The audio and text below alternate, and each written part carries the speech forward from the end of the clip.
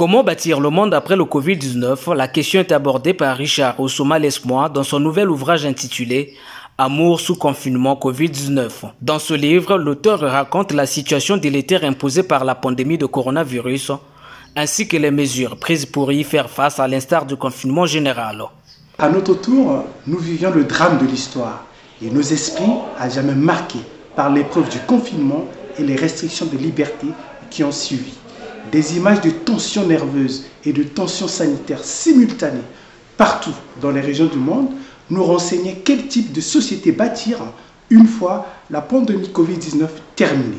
Véritable goulet d'étranglement pour plusieurs sociétés, le confinement général a impacté le quotidien des populations à travers le monde.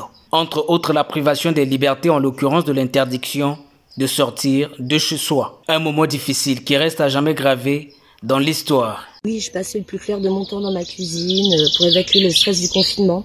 Je cuisinais des petits plats faits maison, des gâteaux pour ma fille. Les jours passés se succédaient avec toujours la même angoisse. Quand est-ce que tout cela allait-il s'arrêter?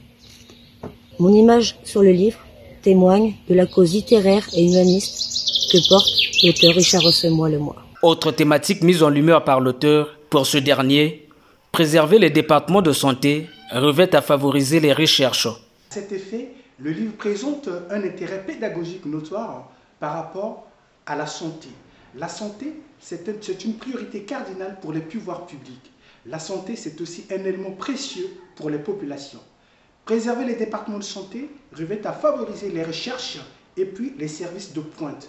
Car la crise Covid-19 nous a montré combien nous vivons une société post-digitale, sinon semi-digitale.